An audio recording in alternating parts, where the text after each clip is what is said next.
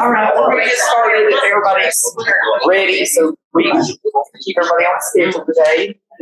Thank everybody for coming. We're super excited to have everybody here and to have these guys taking their time to give some of their knowledge. I'm Jennifer Duval. I'm with Atlantic Bay Mortgage Group. I was previously a banker for 24 years in the mortgage world and recently moved over to Atlantic Bay as a producing sales manager. And I'm Lisa Hart. I'm also with Atlantic Bay Mortgage Group. I've been a lender for 20 years and was with a local bank as well. And we both kind of took a step, went out to a mortgage bank so we could offer more, do more, put on things like this to share knowledge with you guys. Our appraisal panel today is Wayne Cabe. He started appraising in 1997. So between actually the four of us, I ended up, we have 98 years of experience in the mortgage world, and that, I surprised all of us when we did that math. It took us a little by surprise. But anyway, Wayne does Buncombe County, Henderson County. His wife is a local realtor here as well, and he does FHA and conventional appraisals. And this is Ken Crook, also been appraising since 97. So they came in as little bitty kids. We're actually in the same office. We started. Yeah, same together. Ken does conventional, government, FHA. He also is on the VA appraisal board, so he knows about the strict. I don't know how to word that, but the fun stuff of VA appraising. So focusing in Buncombe, Henderson, and Castlemaine counties. And basically, they're just going to start talking about how they do measurements for square footage, things like that, how they find comparable sales. And please just reach in at any point. We're here to answer your questions and teach you what you want to know. So just break in with questions anytime. And whichever one you like to take. It's all us? All right, very good. Yeah. Y'all want to flip a coin on who's going first? I'll go. Yeah, so we've been doing this since 1997. We both came into the same office, trained by the same people. As far as, I'll just jump right in, like measuring houses, recently Fannie Mae adopted the ANSI standards as the standard to measure houses, which is basically what we were doing anyway. It's kind of how we were taught, with one caveat that I'll bring up, and Wayne may want to add something else to it, including stairways on the second floor was not, I don't want to say generally accepted, but it was kind of, some people did, some people didn't. But I mean, let's be honest, it doesn't really add that much or take that much away. But that's one of the things that we do now. And, you know, we have to put statements in all our appraisal reports that we understand ANSI, we know ANSI, and we follow ANSI standards.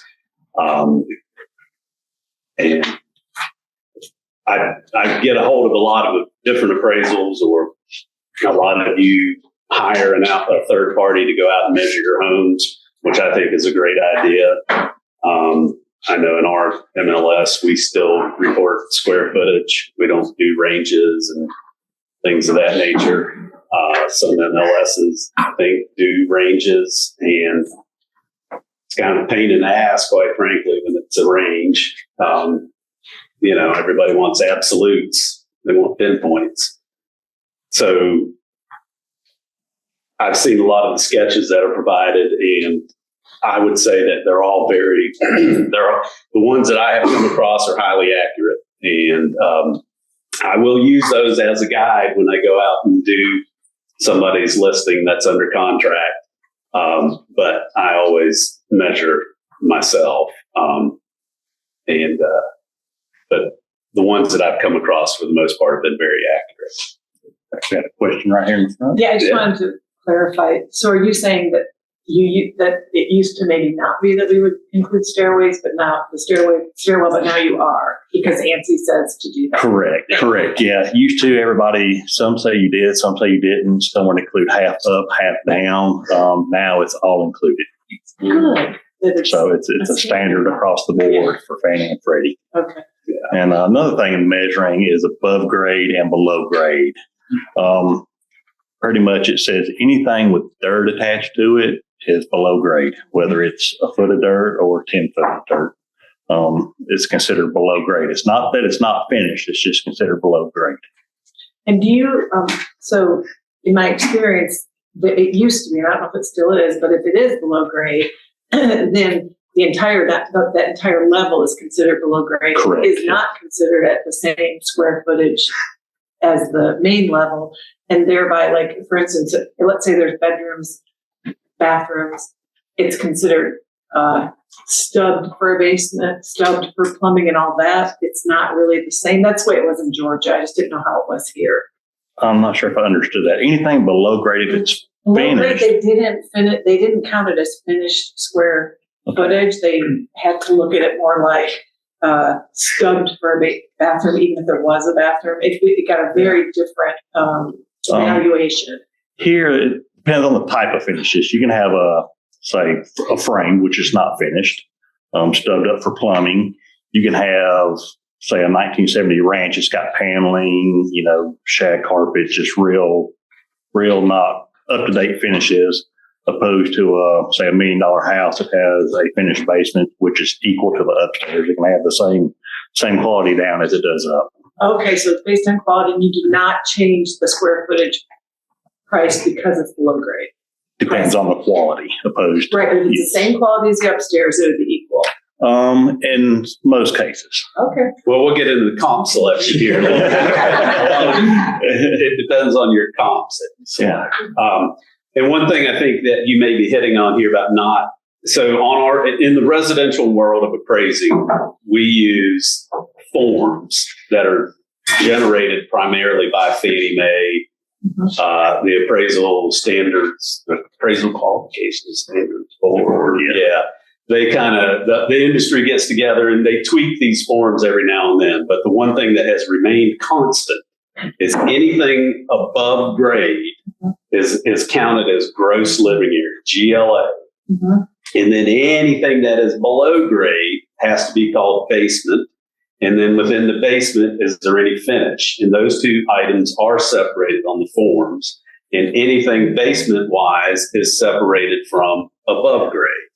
So it may look on an appraisal report like they're not considering that lower level, that basement finish, but they are. Does the form automatically give it a different valuation though? No. Okay. No, the form is a guide. All that's supposed to be from the expertise of the appraiser. But the comp selection really, and does anybody else have anything else about square footage or measurements or anything else they wanted to ask? The big thing and Wayne will probably agree with this, he may not, but the biggest thing is comparable sales selection. If you've got an apple, you're appraising an apple, you've gone out, you need to try and find 3 similar apples. You don't need to look for a banana. You don't need to look for a pineapple. And so comparable sales selection is key. If you've got very good sales that reflect kind of what you're appraising, then you don't have to make a lot of adjustments. And, then you go from there. I just have a quick question. You're fine. Let's say you have, let's say your subject property has main level and finished basement, all the same quality.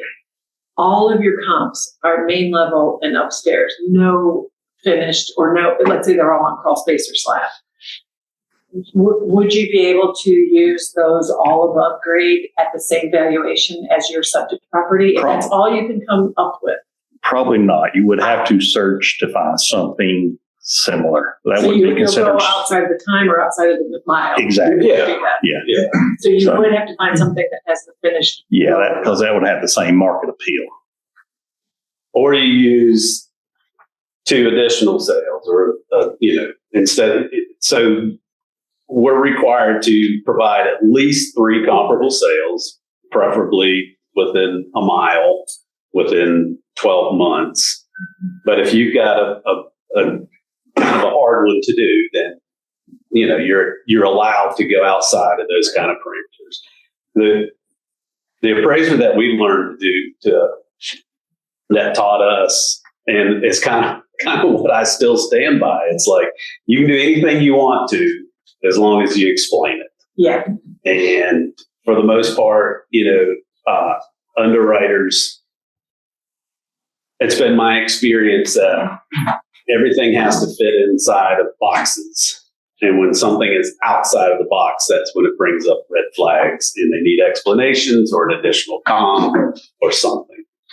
Just a quick, so let's say you're in a neighborhood, because of our topography, walkouts tend to happen, right? But let's say you're in a little pocket neighborhood where everybody's the main level with an upstairs or a partial upstairs. There's this one that's on the back and its bedrooms are down, except for the main masters or owner's suite, excuse me.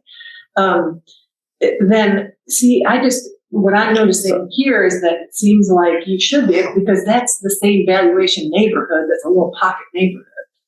When you have a unique property within a neighborhood, you try to find another unique property. It may not be in the same neighborhood. It may be in a competing neighborhood. Okay.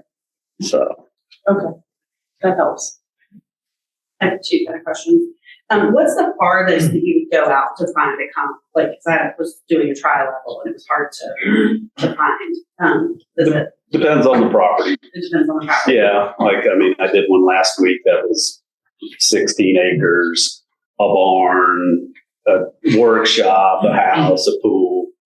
And when you get something like that, you try and find whatever you can from wherever it is. Is it helpful for you guys? I always put together a packet of my comps and leave them for an appraiser. Is that helpful or is that offensive? I don't take offense unless you tell me Okay. this is what you need to do. Yeah, I'll look at I just anything. want to be helpful. That's all. Oh, sure. Make sure you leave the sketch so we can Yeah. use that as a reference. Yeah. All information is good information. On relocation appraisals, you have to analyze every sale that a realtor gives you. So if you leave 20 sales for the appraiser and you're doing a relocation report, you got to write something about all 20 sales and just explain why you did not use them, or they can go back to the realtor and explain why they chose them. So that's the only time you have to really review all of them. And do you have any value on view? How do you do? Good question. Different types of views. Everybody calls, a mountain view, but you can have a limited mountain view, which I like to use it if you have rooftop power lines and mountains, opposed to, multiple long ranges sitting on the mountain looking at all of them. They're both mountain views, but different type of mountain views. And in our market, it's a lot of times if you're in a newer subdivision that has, just recently been developed in the last few years, and there's a history of lot sales, you can kind of sort of get a good idea of what makes a view, a value difference from sales that's, lots that sold that did not have a view, and then lots that sold that had a view. And you can try and come up with some kind of dollar or some kind of percent adjustment. But it gets very difficult, and a lot of times it is subjective. And as you guys are well aware of, we've got people coming to this market from all over the place. And if they're from a flatlands, and their number one criteria is the house has to have a view, what's that worth to them? Everything. So, it becomes subjective. But So you're not generally seeing 20 to 25%. I don't think anybody could tell you that. If they tell you that, they're full of it. But they might try. Yeah. So when you're looking at comps and you're looking at property type, are you considering modular and site build the same and modular and manufactured the same? Because I do have one that kind of did that. The big thing now is what they call on-frame or off-frame. So there was some manufactured homes back in the late 80s, everything was on a frame. And then when they quit loaning as much on manufactured homes, the modulars beefed up the specs and made a modular on a frame. So you have on a frame or off a frame. Off-frame modular, we've seen those. It could be, $1 million+ dollars. It just depends on the quality. when you get into those. But with a manufactured home, usually on a frame manufactured home, compare it to a on frame manufactured home. You know, and it's quality, but I think in our market, their market perception as well. If somebody for a long time manufactured housing, and probably to a certain degree still has a stigma attached to it, and they see modular and they think double wide, and I'm not living in a double wide. So I mean, it's not, unless you just have a lack of sales, it would not be wise for an appraiser to take a manufactured home or a on-frame modular home and compare it to anything that's been stick built, unless there's just nothing else to compare it to. And we don't have that problem here. So, But off-frame would be okay. off-frame, yeah. I mean, I unless it can be off a frame, but still look like a double wide. Oh, absolutely. Yeah. So once again, it's in your comparable sales selection, and you can use stick build. It's not. There's no guidelines. There's nothing that says you cannot, but you got to be very careful. Yeah. How do you make that determination though? Because I know I've got a lot of calls that I'm buying on-frame modular, and then we start pulling the tax records, and on the lender side, that is very important to us. It makes a difference in rate and everything. And so tax records say double wide, listing says on-frame modular. How do you start? A modular has a North Carolina modular validation stamp. What is that? Typically, it's underneath the kitchen sink or in the closet of one of the bedrooms Or electrical. panel. Manufactured home has the HUD labels, and there's usually a manufactured home data sheet in the home somewhere, which the lenders will want, correct? And if it's not there, what's the form you send off to get it? RPTS. Okay. Exactly. RPTS.org. Yeah. There you go. Does that still have to be in each section of the module? At one time they had, because they come in parts, it had to be in each side. There's serial numbers on each side, but there's only one manufactured data sheet. Does it matter if it's on steel plate or not? I was always told that the module we take the off frame is taken off of the transporter, it's on the steel plate and actually attached. Yeah. And that's the difference. That's not on a frame or off a frame, so that would be off a frame. So, but it would still have a modular sticker, probably in an electrical box or somewhere. And if a manufactured home, if a manufactured home has been remodeled, a lot of times the HUD data plate, it's about the size of a letter size piece of paper, and it gives you where the home was made, when it was made, serial numbers, model numbers on it, and whether or not it can withstand certain wind zones. If a manufactured home has been remodeled, a lot of times, especially in the kitchen, that piece of paper is no longer available. If the siding on the outside of both sides of a manufactured home, you'll have about a business card, a driver's license size HUD label on it. It'll have a series of letters and numbers like NTA 300 156. And that's supposed to be on both sides, both halves of the manufactured home.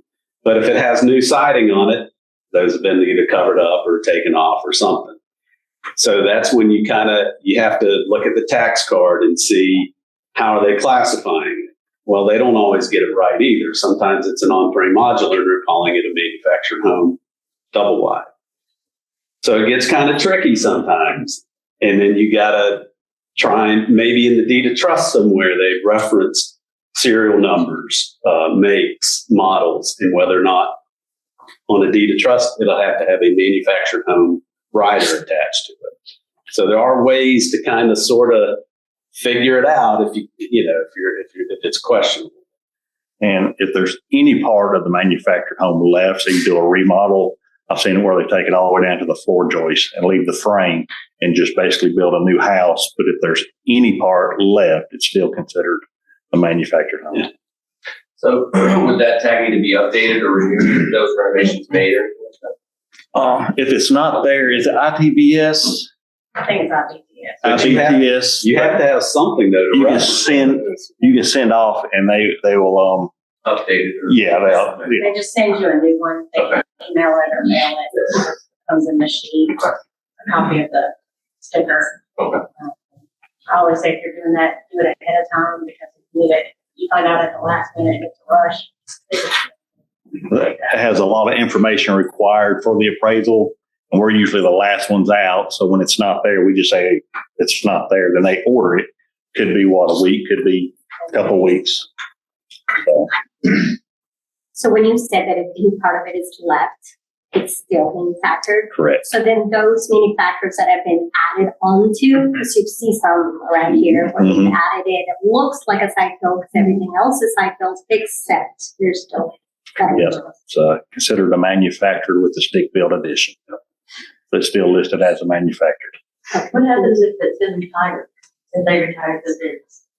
How do you handle that? They typically do retire the bin. They have to be retired for us to do it because otherwise it's personal property.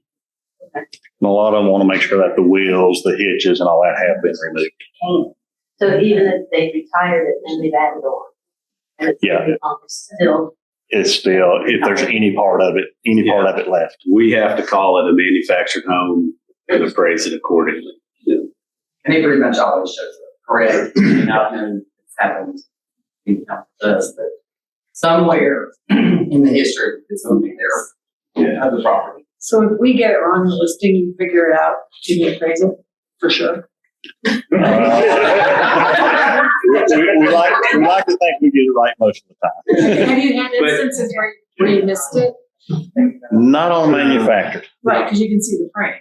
Yeah. Well, but you might get off frame wrong, right? You could miss that. No, because typically I personally take a picture of the foundation underneath it, and it's the frame's either there or not there. So that's. But isn't off frame, doesn't it end up looking like stick built when you look under there? Yes. Okay. I was talking about a manufactured home. Yeah, that's not off. With a modular, they have some out there you could possibly miss with the quality. So you haven't the seen quality. yourself do But that. you don't note that a modular is on a different form than a manufactured home is. Right. Okay. Is the offering modular on the same form as stick built? Yes. Does it have a sticker too, the offering? Yes. Yeah, there'll be like I think they're silver, it's kind of reflective, and it'll have the signature of the insurance commissioner from the state of North Carolina. And it'll have like a serial number on it, but it's for modular construction. On or off? What happened if my neighborhood, they actually moved the house into the neighborhood, and I think they checked the house up and did the whole thing, and they moved as a stick build. What is that considered? Stick build whenever they drop them in? My wife's family's in the house moving business. It's very familiar. So, if they build a stick built house, they pick it up, move it, put it over here, it's still a stick built house. Would the year be based on the foundation? If it goes onto the new foundation? A lot of times, no. It'll be from the house was built in 78, sitting here, move it over here, still built in 78. But the effective age, if you go in and remodel it, could be totally different. But I guess the other way around, if the house was, say, built in the 50s, burned to the ground, but you rebuilt on the foundation, that's still the 50s. I don't think so. Like when you look at the tax records and the real estate commission stuff, it's based on the foundation age, not the age of land. So in a situation like that, just explain it. The foundation was built in the 50s from the foundation. There's nothing wrong with it. It would be a new house. The tax card says that, we put it, and then once again, like I mentioned earlier, just explain it. I had one in Black Mountain. This the reason I asked is the foundation was 52, but the house was totally built from the foundation up in 2020. Tax record showed 52. Yeah. We had to list it as 52 according to the real estate commission, but we explained it. That foundation was Why wouldn't it be based on the permits that you had to pull? Right. It's just it's just the way the real estate commission sees it. Because we actually, we sent it into the real estate commission. They said if the foundation is a 1952, that's how it has to be listed. You just have to explain that it was rebuilt. It burned to the ground in 92 and it was rebuilt. And the house is technically 92, but the foundation's a 52. Yeah, exactly. It's really good to know.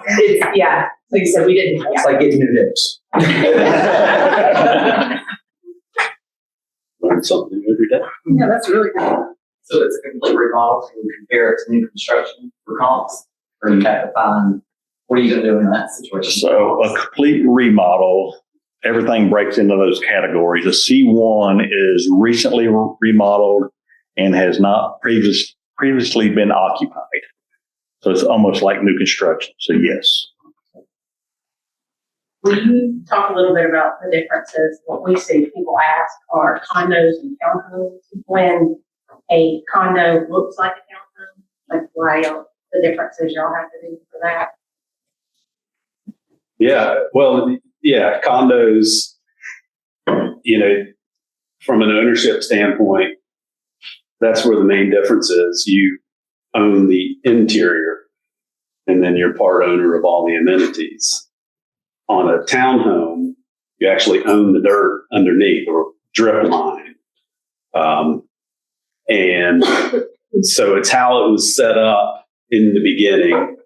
Any condominium will have a declaration of condominium from the beginning. And so if you have to, you can research all your deeds if you want to do that and determine whether or not it is a condo. Because I think Buncombe County, now you guys correct me if I'm wrong, but on their tax cards, they'll have condos, or will they have townhomes that are? The condos, the parcel number, the last five starts with a C, like C00123. Yeah, there you go. So, the condos, when you're measuring those are from inside, you measure paint to paint. A townhome, you measure the exterior. Yeah, that is something that I do see frequently on condominiums and reported square footage is that whoever measured or however they did it, they included the exterior walls. Not that anybody would ever take the tax office's dimensions and put that into a listing. I mean, I don't think anybody would do that. But anyways, that's where I run into issues sometimes when I do an appraisal on a condominium. And I am doing my subject and I've got the exact same unit. I measured mine from the interior, so I know it's accurate. But my comps, or a comp, which is the exact same unit in the exact same building, may be showing 150, 100 square, just depending on the size of the unit, maybe reflecting a much higher square footage. And then you look at the property record card and they magically are the same. So condominiums, you got to measure them from the interior.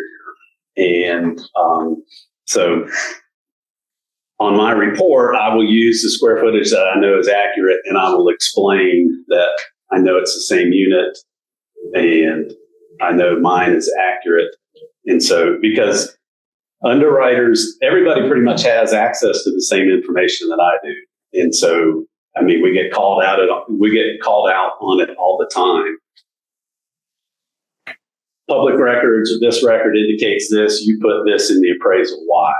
So, and it's you become the odd man out. You know, the tax card says it's 1,200 square foot. The realtor said it was 1,200 square foot.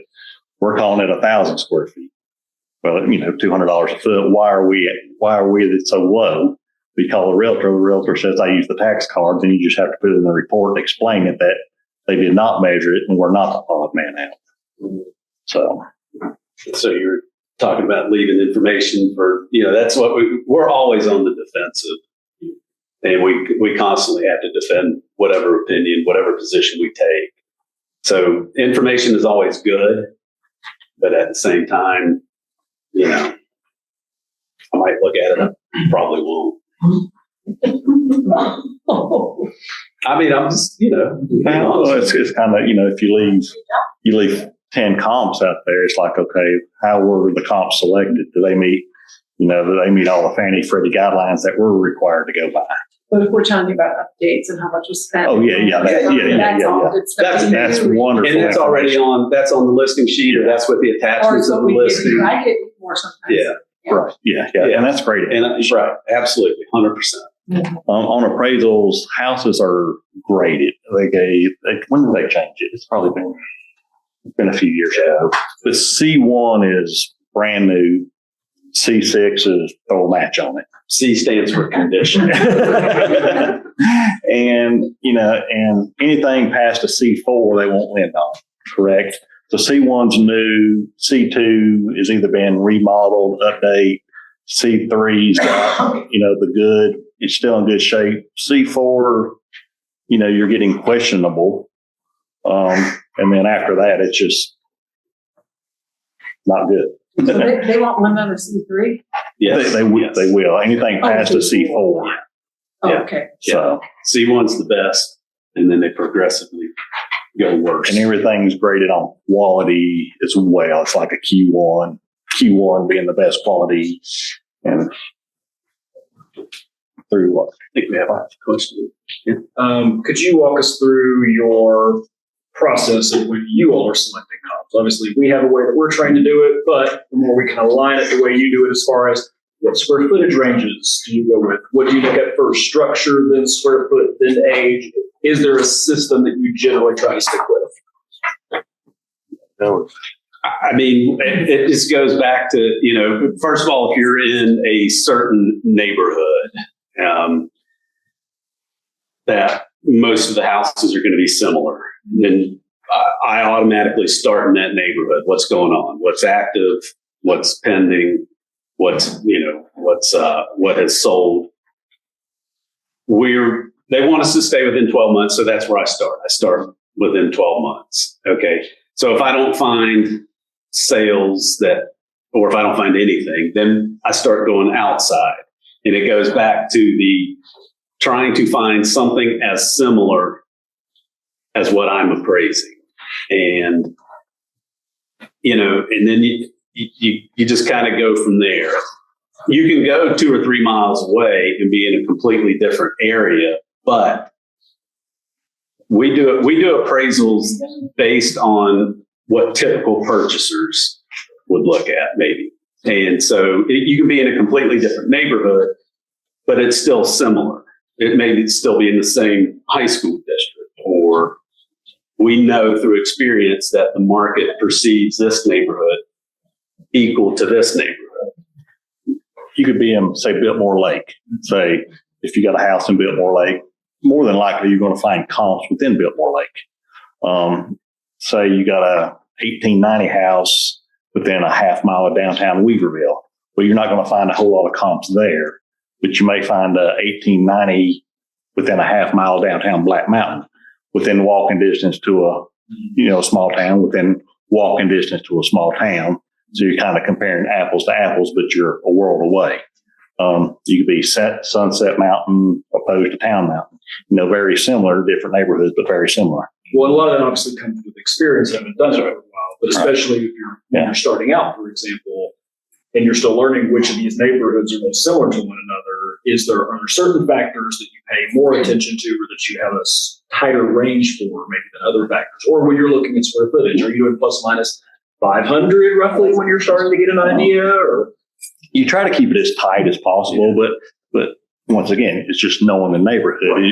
North Asheville, you could have a value on one street, go one street over and have a totally different value. And that's why we love it when we see an appraiser's been assigned who lives and works in the area, but sometimes we see an appraiser's been assigned who's from 2 hours away who may not know the area. Well, and because as appraisers, we are supposed to have geographic competence. And if we don't, we're supposed to decline the assignment.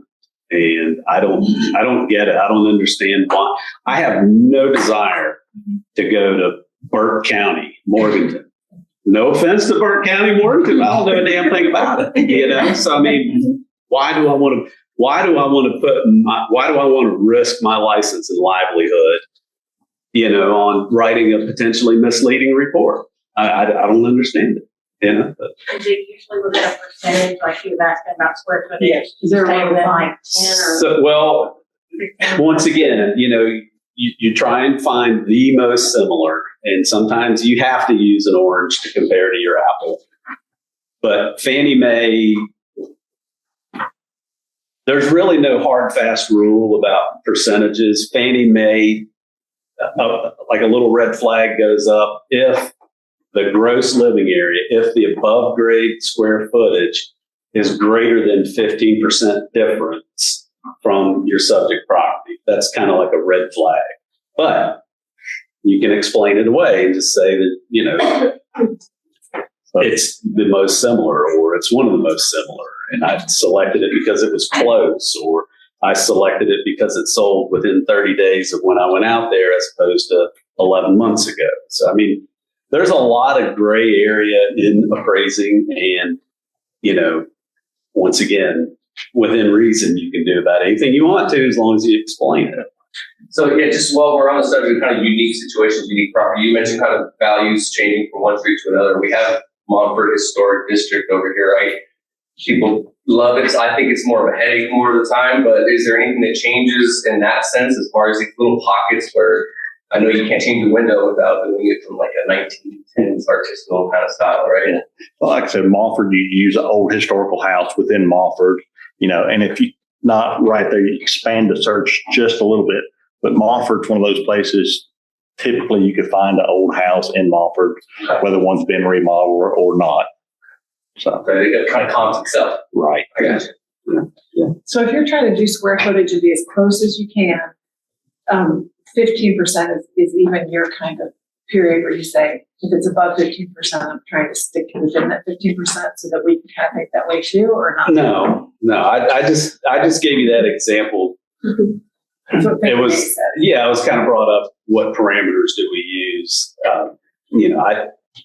I don't really know it's outside of 15% until I sit there and put it into my little grid, and then I'm like, oh crap, this was more than 15%. Because when we're doing CMAs, we're always trying to get the closest we can to. We're trying to figure out where's our threshold, and what's comfortable, and so we're trying to ask you. It all depends on the house. Thank you. Stop saying that. Formula 10. Well, if you're in the D.R. Horton neighborhood, yes, then it does for you. But otherwise, that's what's really showing that there's so much of a variety of homes in this market, Henderson County, Transylvania. I mean, there just is. There's never been a really large tract home development area. And so there is a wide variety, even within the same neighborhood you're in, a lot of times. More like a science in this area. Yeah. I had a question for you. What do you guys see their agents, real estate agents, make mistakes that you guys? I ran across this, I hate to say it, but it was over North Asheville. And when there's something really wrong with the house, there's usually an explanation. You're appraising it here, it sold for here. Call it somebody got a job, we got to be out of here in 6 weeks. Called the realtor up. I said, big difference on this one. Simple answer, said, I didn't do my homework. So now we got a comp in the neighborhood. It's 200,000 less. It's recorded, and just simply the realtor didn't do the homework. How do you So if put it in the report, just for say this comp sold for $1 million, this one for $1 million, this one was 800. Just put in there a verbal call to the listing agent or selling agent so that they did not do their homework. Just tell it like it is. Well, you all, I know if you're doing a relocation, it might be different, but for a typical regular one, you all can also throw out outliers. Yes. Oh, yeah. And that's the thing about our market. Like I was saying earlier, there's so many people coming from other parts of the country. You don't really know what their motivations are. And we have to look at it from a typical purchaser as best as we can. And getting back to your question, I think for the most part, agents do a great job. I mean, there's a lot of really, really good agents out there. And my ego is not such that I don't think that I don't make mistakes. I know I make mistakes. So we are held to a little bit of a higher standard, I think, when it comes to confirming the sale, were there foundation issues? Was there some kind of issue that came up in the home inspection and it decreased the price, if you guys put that kind of stuff in there, that is very helpful to appraisers. But I think for the most part, most agents do a really good job. What's the, if you get an appraisal that comes back, and what is the best way for an agent to contact you or share with you their thoughts or their experience? Well, the agent, it gets into a lot of, with the Grand Link Bailey, you can't disclose private confidential information. Typically, if we're working for a lender, we have to explain or give all information to the lender. If you don't agree with it, there is a form they fill out, correct? Yeah, you fill that out, send it to the bank, say, I think they should have used these columns and why. That you send it to the bank, then the bank sends it to us. We have to disclose all of our information and everything to our client. And in a situation where there's a lender involved, the lender's our client. So if you just reach out to us, and probably going to just politely tell you, I can't tell you, I can't really go into any details with you. You need to go through the lender or encourage your buyer to go through the lender. Unless we really truly miss something, a sale that we just missed, and yes, we do miss things. I mean, we're not going to change our opinion. Translation, give you the information beforehand as soon as it's scheduled, not after. That helps. Now, I will say this. So I do appraisals for the VA, Veterans Administration. And first of all, let me back up a little bit. I don't like to come in below purchase price. Once again, because I don't know what the motivations were of a particular buyer. And I don't know, there's a lot of variables that we just cannot quantify. And there has to be very strong evidence. Now take the COVID pandemic out, people going $50,000 over, list price or whatever, bidding wars. Take that scenario out and put it in a normal, what I would consider a normal non-COVID type, non-supply demand type market issues. There has to be overwhelming evidence out there for me to bring an appraisal value in below a purchase price. I don't think I'm that good most of the time, and it has to be overwhelming. Like I said, if it's a few $1,000s, $3,000, $4,000, $5,000, $6,000, whatever, I'm not that good. I mean, Wayne's not that good. It's harder to kill a deal than it is to make one work. Yeah. If you make one work, everybody's happy. Everybody's good. If you kill one, you got to have absolute evidence saying that it is not worth that much money. Yeah. Now the VA, getting back to my VA scenario, if I'm doing a VA appraisal and I think I'm going to be below the sales price, I am required to reach out to both the listing agent and the selling agent, if there are a listing and selling agent, and ask them for information that supports the contract price. And then before I finish the appraisal, not after I finish it. And so then maybe I missed something, maybe I didn't, but I am required at that point to reach out to the agents. So say you find something that's very similar to apple to an apple, but there might be quality on one side, or one has a garage. How do you come to value those things, plus or minus? So we're supposed to, what's that called? Like you say, I think it costs about $25,000 to build. So in Windstone and Fletcher, you're supposed to use like comparables. So they have 3-bedroom, 2-bath townhomes that sell for $400,000, and they all have 2-car garages. And they have some identical houses with 3-car garages that sell for $430,000. So what's one more garage worth? $30,000. It's called match pair analysis. And and please don't ever throw that in an appraiser's face. unless you have really good ones. You'll get hung up. In a perfect world, like Wayne just described there, you can do match pair analysis. And it's very difficult in our market, in any kind of residential market, to do that. I don't think most people are that informed to where they say, okay, I'll pay $20,000 more for a garage over that one that didn't have it. Somebody say, well, I don't give a damn about a garage. What do I care about a garage? I'm not paying any more for it. So it's just that match paired analysis is the, is the technical term. Yeah. But it's very hard to find match pair analysis. Yeah. Because what you have to do is you have to go through your market and you have to find identical properties that have one characteristic that is different, and then see what the effect is on the price. Well, we would Good like luck. you to say it's here's a sheet. Yes.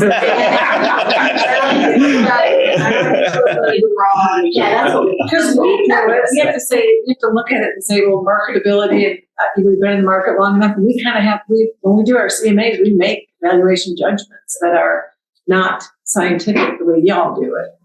Thankfully, I think a lot of times we somehow get there. But. And once again, it goes back to, we don't really want to kill anybody's deal. I mean, we just don't. Now, there are some old school, and I wouldn't consider myself an old school appraiser, just because of my age, but there are some old school people out there who are still doing work who, I mean, they will, over a couple $1,000, $3,000 or $4,000 or $5,000 will come in below and be burned. Seeing a $300,000 house coming at $297. Yeah. Well, in our chain. Do you guys factor real estate broker compensation in valuations? They all typically have it. I mean, in the past, it's been up to 6%. Yeah. So, but that's, I believe, was about to change. We'll have to see how How do you things. talk about that? If you don't mind? Yeah. It's part it's a cost of doing business, and just the way closing costs are as well. In my opinion, and unless the closing costs are excessive, which generally they're not, if they're getting any type of a conventional loan, they will not be. But closing costs are part of doing business, and commissions are part of doing business.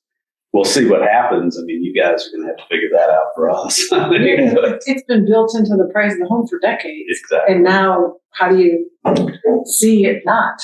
Yeah. And how do you adjust when one price has commission paid by the seller or doesn't? We haven't got there. We haven't got there yet, so we don't even know. Is there a discussion of that though, or you guys? There's been articles, but there's nothing there to analyze yet. Yeah. I mean, same for us, we're just basically dialing into our conversation pieces. And are y'all gonna have to call every selling agent to find out what compensation was? Yeah, we don't know yet. I don't know. Are you guys is it still going to be a requirement to report it on the listings? So we may not know if it was paid or not, and that affects the pricing. If it was always apples to apples, now it's going to be strange. Yeah. I would imagine it'll work itself out in some way, but I don't know what that looks like. There'll be a form for compensation at some point. It's just going to be different how we communicate it to each other. It's going to be more work for us. Let's just, but getting that information to you guys, because like right now you can see it in MLS, right. It's 1% flat fee, 3%, that's going to be an interesting piece is, will we have to provide something that this does encompass compensation for both parties? Yeah. And I know you guys have to be careful about the information that you give out to us as well. And is that going to be allowable? Right. Yeah. Yeah. I would see a bigger problem than the comps that you pulled and rent commission was, because by the time it gets to the lender, you're going to know who's paying what commission. But under comps, you're not. Yeah. Right. Yeah. And how you track that down. Yeah. We'll probably be making a lot more phone calls and texts than we have. So when you call me to ask me about that commission, then can I tell you how I think the comp needed to be done? You can tell me anything you want. That's presuming we answer. That's why I text. I don't call. When you have to find a comparable that forces you to go outside of 12 months, are you making, that you can see that valuations have gone up 12%. Are you making that adjustment for that time period? whether it's 3%, 12%, whatever it is, yes. Is there anything, and I think we're seeing this more and more, especially with the larger banks, that we are getting outside appraisers. For example, we had one from Southern Virginia come in and do a doozy on a very beautifully finished basement. And it was, needless to say, it was $50,000 under list price. We valued a fully finished basement with 2 bedrooms, a kitchen, and 2 full bathrooms at $33,000.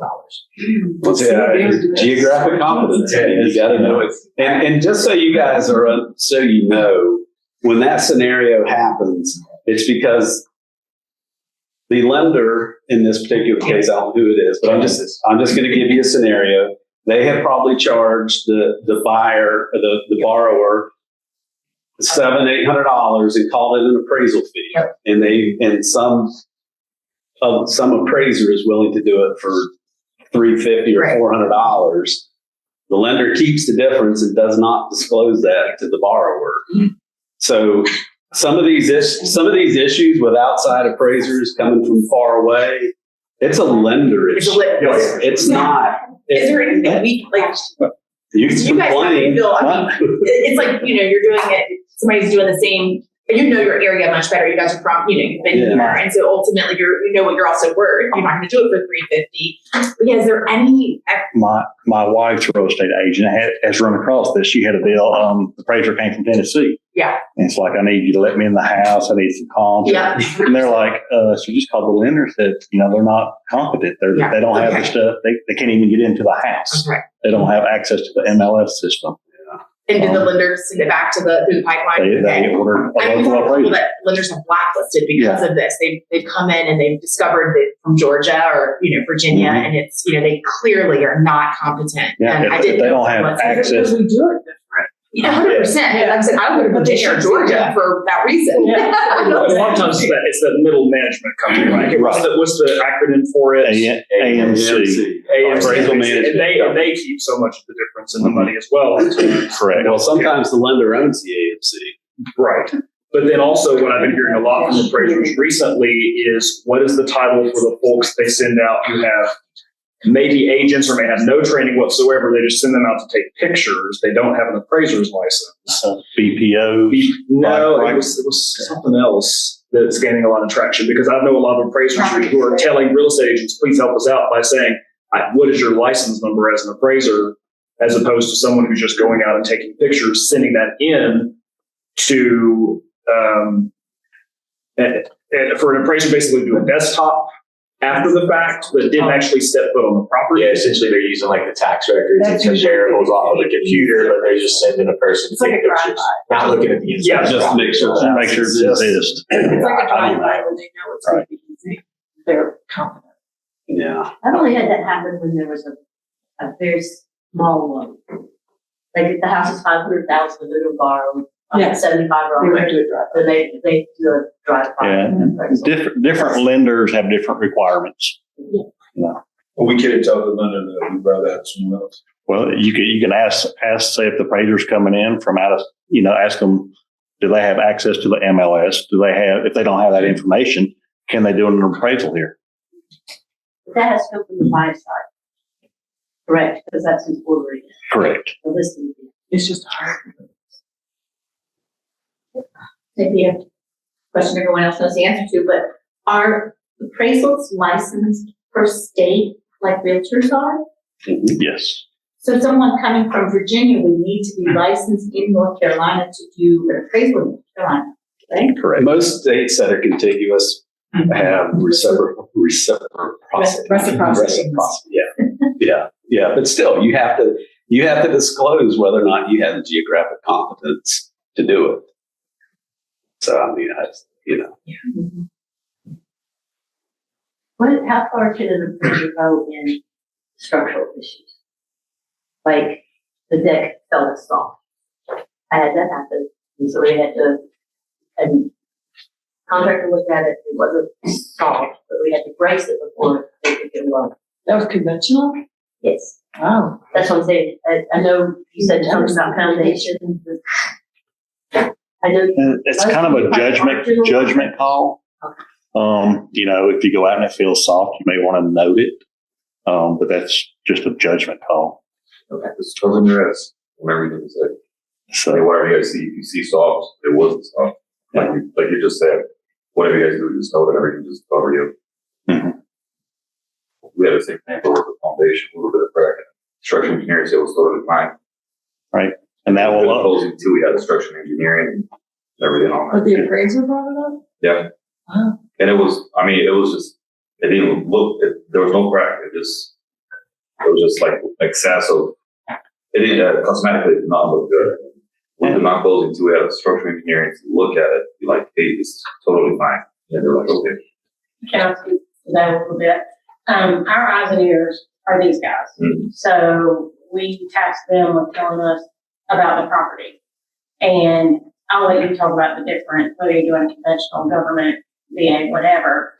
But I was surprised that was on the conventional. Yeah. But what we had, if it says that, if they're our eyes and ears, and they go out and they tell us we see something obvious wrong, then we just require an inspection, like you said, the structural. Mm-hmm. And if it's nothing there, we're good. You just have to go a step further. It's more that if they didn't and something came back, we would worry about, are they doing us what they should be doing? Did that come up in your home inspection for the buyer as well? It did. Yeah. Look at it, have a GC going over, look at it. But at the end, we had to get a structural engineering because Yeah, GC wasn't right. Sure. and one thing I want to touch on is FHA USD appraisals. A lot of people, no money, low money down, but condition. There's a lot, go out and see these houses are in poor condition. People trying to buy FHA fixer upper. There's a lot of flake and paint prior to 1978, whether it be on the house, it be on the fence post, it all has to be non-flaking. What else would you say on that? For lead based, you're talking about. Yeah. That's I appreciate you. Yes. And the biggest thing with those is they want you there 2 years with not doing anything. You got to check the windows. Older house, you're going to have some windows that open, some that don't. But on the FHA, USDA, everything has to be functioning to get in and out. The windows, pretty much safety. Decks need railings. It states you can be missing a railing. Not that they're not there, but you can be like missing one, but the whole rail cannot be gone. VA takes it a step farther, like on paint. Any peeling paint is a defective paint surface, and they're going to require fixing that regardless of the age of the home. VA is concerned with,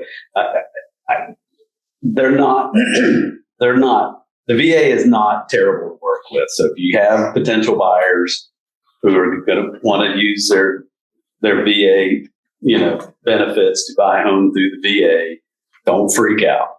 It's not that bad. VA is concerned about safety of the home, security of the home, and soundness, the soundness of the structure. And remember this, the VA guarantees the loan 100%. And so the lender doesn't beat me up over comp selection and why I didn't do this and why I didn't do that, because the VA is guaranteeing that loan.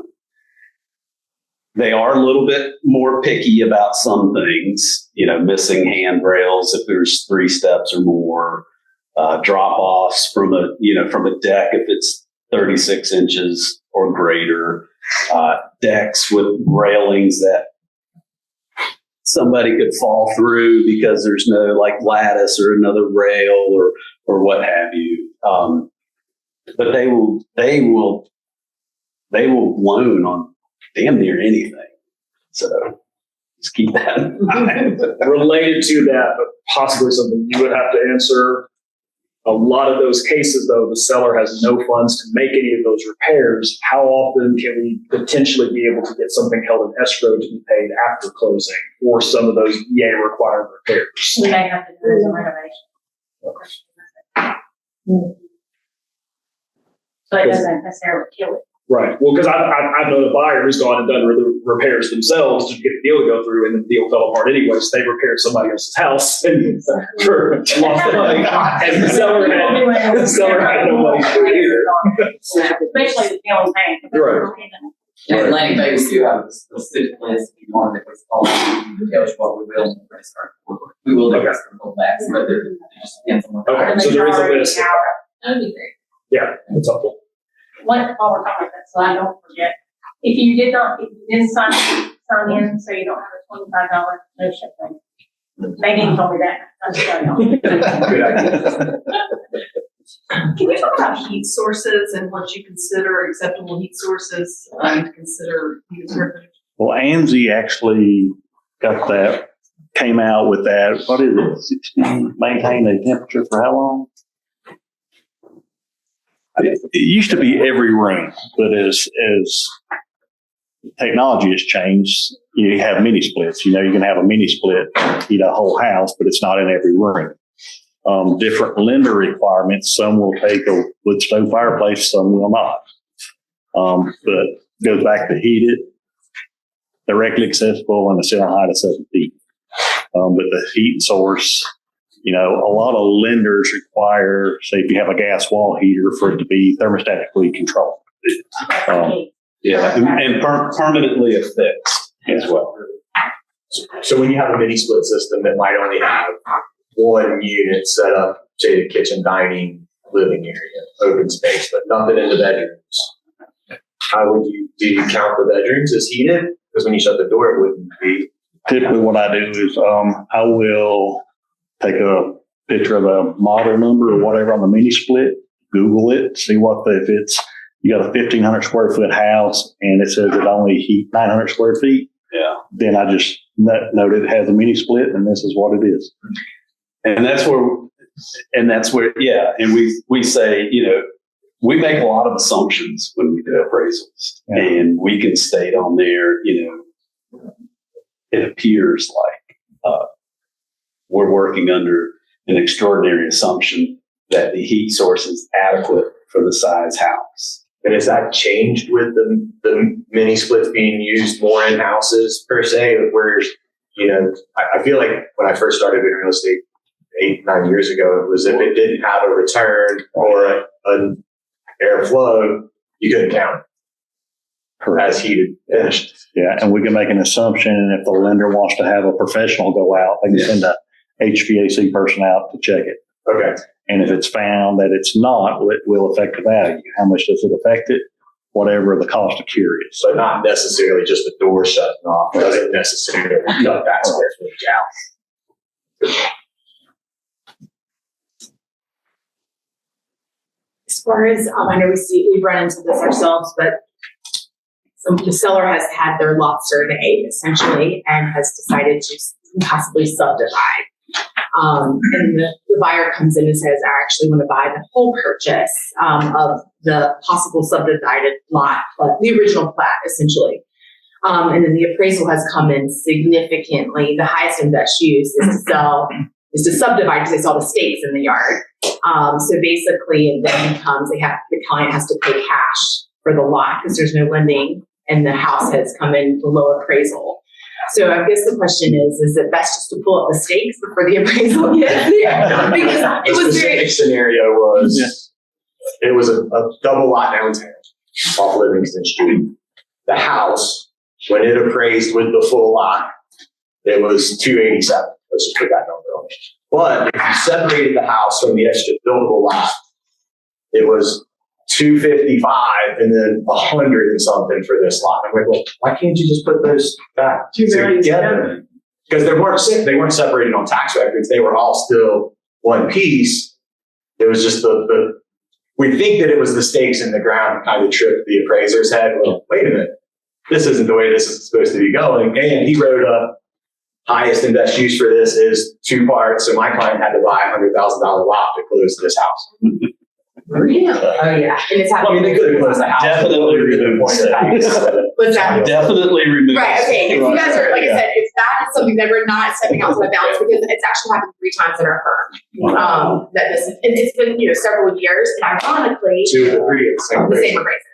It's not you guys. But it's something that it's a judgment. I mean, it feels, like I said, it's that seems like almost a personal, I mean, maybe that is if you really did, money to If money. you're appraising the highest and best use. Correct. Yeah. Then you go out there, you got 3 lots. What's the highest and best use? 3 lots. Right. And that goes back to that personal preference is, that buyer may be saying, well, I want that as just a buffer between my neighbor. It's worth that value to me just to have nobody built on top of, in regards to that. But anyway, it's, like we've had that happen 3 times. Not recently.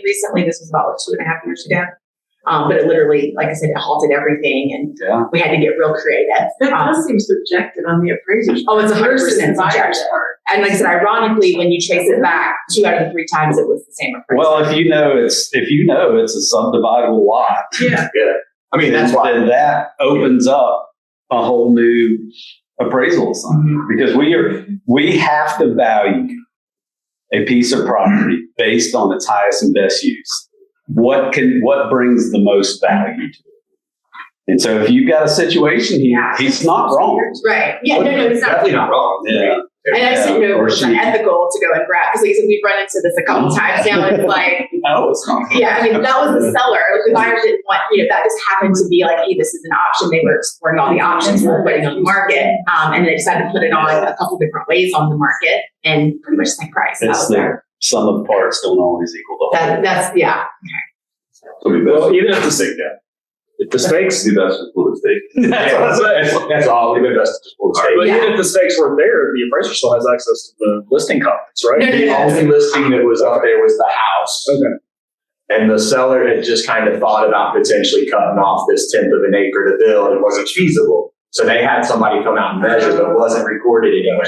I just know it's very common for people like lot may be subdivided. Subdivided. Yeah. These folks were, ironically enough, They were just exploring my options. buyer was smart enough to go, hey, wait, let's make an offer on both pieces and don't let them keep that piece. And they agreed for a really good price, but the appraiser thought it was too good of a price. And he's right. Like you said, he wasn't wrong. We just weren't expecting it because we were all agreed on a price that was over asking because we were throwing in this little lot, right? But that little lot was more than what we'd agreed upon, and the appraiser wasn't having it. Or the lender didn't want it to be attached to the bigger lot, knowing that the buyer was eventually going to cut it off a bit. Yeah. So just didn't know how you guys would view about stakes being removed. But not there. We didn't see it. We didn't have I think it hasn't come up for me yet, but it does come up in Asheville quite a bit, I think. And I'm in a national Facebook group for like Ask the Appraiser, which is actually really helpful as long as you know the answers are state specific. But at least twice a day, someone asks how much a solar panel is worth. And I believe my understanding is there's a big difference between obviously, is it fully owned yet? Is it being leased? What value can actually count towards it? But it just gets muddied with how to look at solar panels. You want my opinion on Yes. that? It adds nothing. Okay. From an appraisal standpoint, it adds nothing. Whether it's owned or Nothing. leased, right? Lease is personal property, right? Take your realtor office. How many people walk in that door and say, I want a house with solar panels? Surprisingly, there's some. Okay. Yeah, there is. Yeah, but there not is. enough that I think it should affect market value. Right. And But the when the seller's like, technology- well, I spent $50,000 on That's this, I should get the value back for selling my house. Maybe they get it in tax breaks. Right. Yeah. From a value standpoint, you just it's just not there. Plus, those solar salespeople are good at telling. Well, of course, it'll increase the they're salesmen. value. 20%. Yeah. But But it's not like you guys are ever looking for a comp that also has solar panels. Only if we get a request from the lender after the fact to provide something with solar panels. Would I ever consider looking for something? We're just not there yet. They probably don't because you're not affecting a value to it anyway, right? So That's right. We didn't. Yeah, that's right. I can tell you from a lending perspective where those solar panels can kill a deal and whether it's still owed, absolutely. That payment has to be included in their debt ratio. Because Because the they're taxed. buyer has to take on the. Well, you also. If there are, a lot of the solar panels are not able to be absorbed, they're not able to be transferred to the buyer. So if you have if you have a listing with solar panels, I would encourage you to do some deep diving. But doesn't the seller pay it off at closing usually? No, not all of them, it has to, some of them are transferable, so it depends on the solar company. Yeah, the one I had specifically, the solar panels were $48,000 and it was a USDA loan. Yep. And there was no way. No way it's. $200,000. And the biggest thing, like the sellers really see, they think they've got a lot of value there, and ultimately I'm hearing that there's really no value assessed to them. That is a personal preference. But I would say solar panels throw things up in smoke tremendous. And we get to be the ones to explain that to our seller clients. So I'm so sorry. Sorry that you spent all that money on that Tesla generator and all of that solar panel. Like, And sometimes I'll get, a homeowner will ask me about that. And I'll say, if you want to do solar panels, do it because you want to, you think it's the right thing to do, saving on electricity or whatever. If you're doing it from an investment standpoint, forget about it. You'll never recoup that. Kind of goes like the green build. Are you guys, is there a level, we've had some people recently ask, how do you assess the value of a home being green built? Well, some of it, say like West Asheville, there's a lot of it in West Asheville. Actually, run across this, you have one in, say, Swannanoa. Nothing wrong with Swannanoa. It just don't have a high demand for green built homes like downtown Asheville does. So in Asheville, you can usually find something similar with the same quality. Opposed to Swannanoa, you probably got more value green built in downtown Asheville opposed to Swannanoa. I didn't know if there was like a percentage or some level of, this is built, more efficiently, because I haven't been able to run across that there's research behind When it. you can get into some of the costs, like a net zero type home, you can get in the cost, but you have such a limited demand. Once again, how many people is walking into your office saying, I want a net zero home? California, yes, but not here yet. That's what we've seen. A lot of Californians come here and say, this is the best. I want a green built home, and this is why. I can't prove that you will get your, that will assess it. That we have in Black Mountain. Because builders affect the value to it. Well, builders do, absolutely. They're proud of their products, absolutely. Sure. But I don't think the appraisals still come in. But I know the Green Build Alliance. I reached out to them to try to find out, if they've been working with, if there's a conversation, and they kind of go, that it's something that they haven't really been able to put a price tag on either, which is ironic. Because we're paying for it. Somebody's paying for it. So question. I've always wondered, as appraisers, if you guys are valuing like upgrading kitchens and bathrooms, like how do you guys go about that? And the value that they add to the property? Try to find similar like properties. Say if you got a 1970s house, the kitchen and bathroom's been remodeled. Try to find a 1970s house with similar upgrades and remodels. Whatever it sells for, this one should sell for the same. Once again, apples to apples.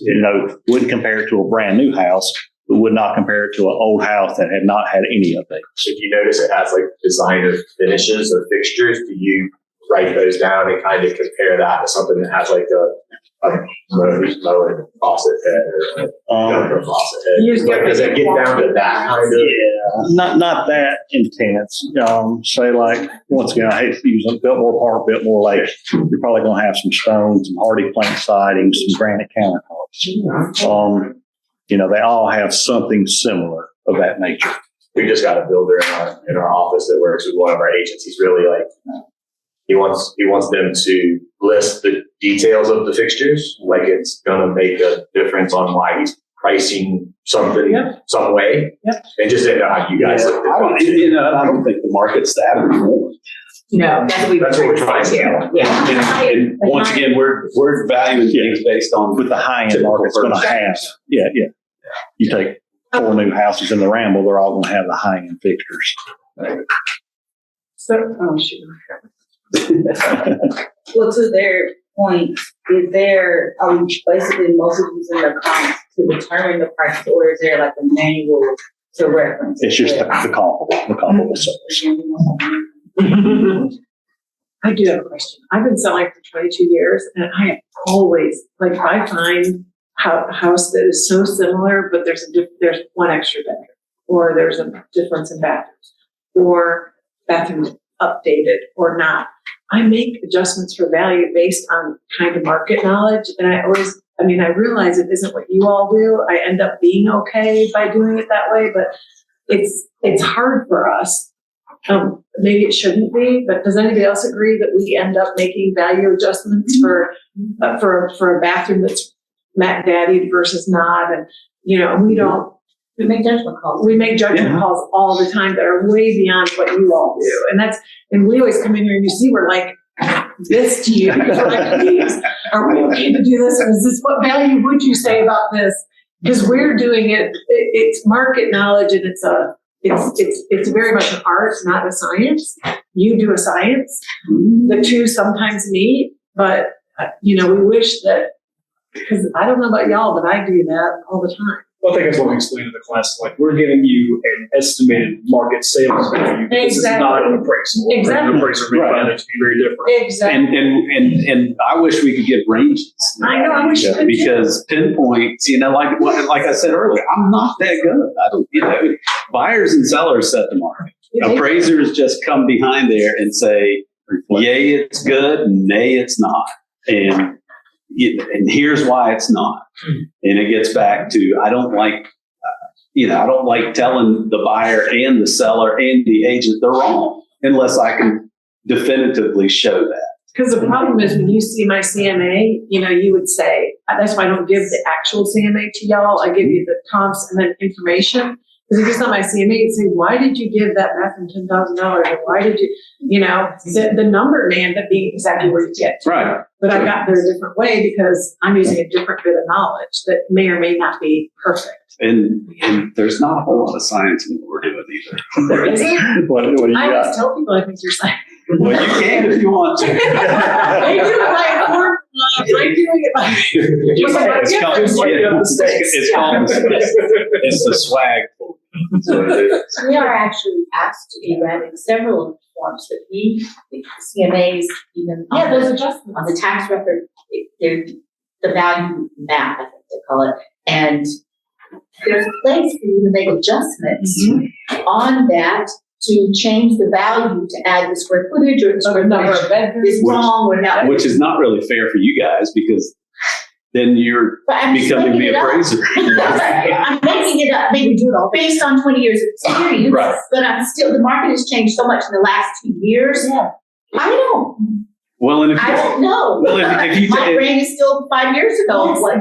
If you take a custom build large home, it's, let's say it has 4 total baths and 2 half baths, and you look at a custom built home that has 5 full baths and 2 half baths. Does that bath really make a difference? I mean, yes. Does those it? Those sellers absolutely. I gotta have 5 baths. No, to a seller, yeah, right. But I'm saying in the general scheme of things for the typical purchaser, I mean, is it still not location? I think a buyer's willing to pay more for that. I don't. And I'm with you on this one because not on a custom build. Now, if we're talking about a 2-bath home as opposed to a 1-bath home, absolutely. But if we're talking about a custom build home, one's got 5 full baths, another one's got 4 full baths. Does it really? Well, that's I've talked to an appraiser that I worked with regularly before, and she was saying if a 3-bedroom versus a 4-bedroom, the square footage in her mind plays much more of an important role as to whether there's room for 3 rooms to put a bed in versus 4 rooms to put a bed in. The reason that I do it is because so many people want 1 or 2 separate offices. You know what I mean? So the number of separate rooms does make a difference to some buyers. So you got a septic permit for a 3-bedroom, but you've got a bonus with it. You got a room. No, but what I'm saying though. Yeah, you can't advertise it as a 4-bedroom as opposed to a 3-bedroom, but can you use it as a bedroom? Yeah. Yeah, I had a 2-bedroom septic that was 5 bedrooms. Right. Yeah, so I think we get hung up sometimes. But septic's based on, bedrooms. So I think sometimes we get hung up on things like that. We don't really need to. And from an appraiser standpoint, we don't. I know. We don't get hung up on bedroom counts unless you have a 2-bedroom home and you're using 4-bedroom versus 5 bedrooms, 5 and 6 bedrooms. You get to a point. Which I know you don't want us to do, but we do.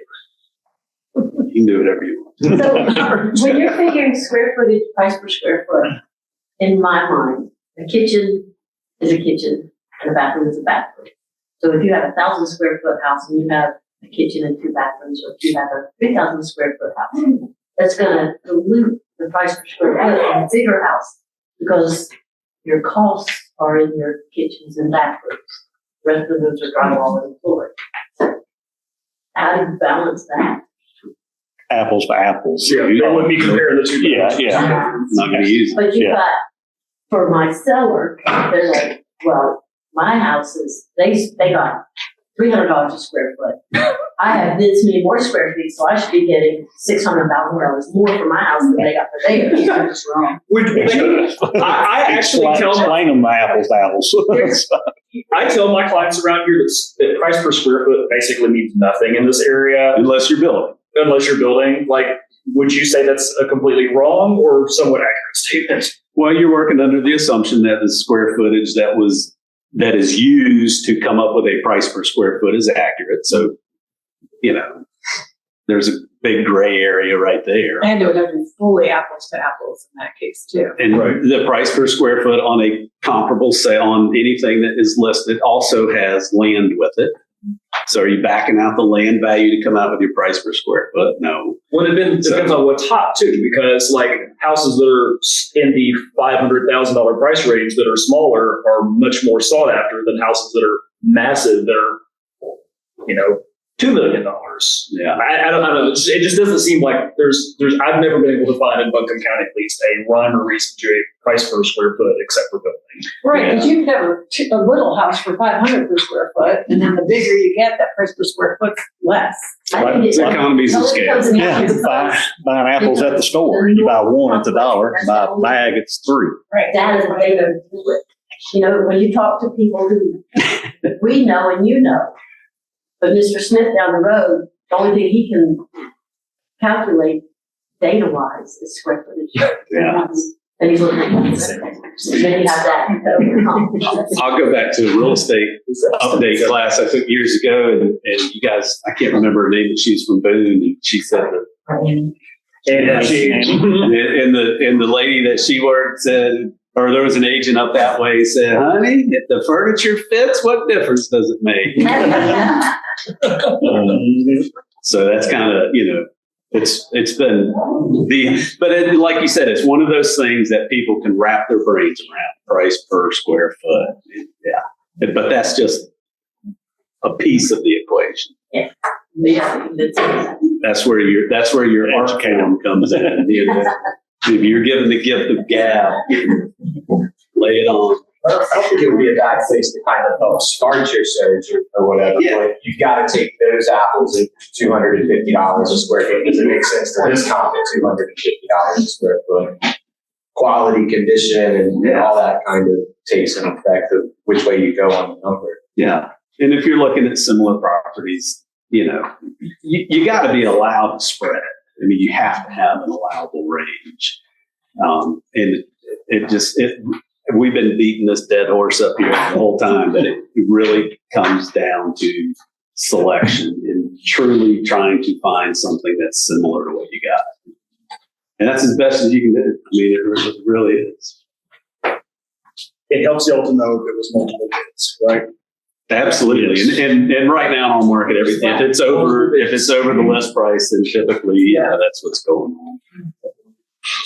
It helps them to know if it was multiple bids, if it was a competitive bid process. Yeah, we have to analyze the contract, and all information like that helps. The furnishings, So not everybody puts in their agent remarks highest and best due tomorrow at noon. Right. I know from an appraiser, it's like especially if there's a risk that it's maybe on the high end of the appraisal, people were fighting for this. So the market is speaking. Well, and if you look at the listing history, if you get a contract, and let's just say it's under contract for $300K and it was listed for $290, then you look through the sales contract and there's no seller paid closing costs, there's nothing in there, there's no furnishings, and it was under contract within 7 days. I mean, that's kind of obvious, but we do, I confirm with the agent if it was a bidding war or whatever. Usually, Y'all got a copy of the receipt for furnishings? part of what you're getting, or do you, first of all, how do you know? No, but a lot of times it's in the listing. Just so it's in the listing. Yeah. But when you see, when you see, it should be 20,000. It should be in the sales contract. Or the sales contract might have being sold for. Yeah, being sold fully furnished or whatever. Yeah. But you don't make an adjustment to that. Sometimes. You do something? Yeah. Yeah. Because how do you put a value to that personal property? You don't want it. Swag. Yeah. The typical wild ass guess. I've been told if a house is being sold fully furnished, you'll try to look for similar houses that are also been sold fully furnished. Sometimes if it's Maybe. like, just we're in a vacation home market. Yeah. Yeah. It's hard. And it depends too. If you look at the, that's where pictures are worth 1,000 Yeah. words. If you look at the you see what's in there, it's like, or if it's your subject property and you note the furnishings were just, modest at best, and then you can just state that no value is given to the personal property included in the appraisal. I know some lenders are different on whether or not. Oh, yeah. I typically do not put it, but I've had one or two short-term rental properties that they were perfectly fine with it being included. They were still lended on without issue. Yeah. Because I'm always like, do you want me to take this out? Yeah. Most of them. Do you guys do like refi appraisals? And so I know that there's a little bit different guidelines, or is it pretty much the same? Market value is market value. Okay, I was just curious how, once they lend on it once, do they want to lend again at a better interest rate if there was more strictness to? Only thing, if we've done it before, we have to disclose it if we've done it within the previous 3 years. Okay. All right. Is it still true that the FHA appraisal lives for 6 months and can't be reappraised within 6 months? That's a lender. Is it still true? I think they started. Oh, FHA? That if a house has been appraised by FHA and it doesn't go through, that there can't be another 6 months, that there can't be another appraisal on that house for FHA within 6 They can months. have another one, but it has to be at that price. In other words, they won't sell it. FHA won't lend on it for any more than what that value is, right? Yeah. Whenever there's a number, an FHA case number assigned, that appraisal attaches to it for 6 months. So if another lender gets it, they're not ordering a separate appraisal for FHA. They are going to use whatever's assigned to it by that case number.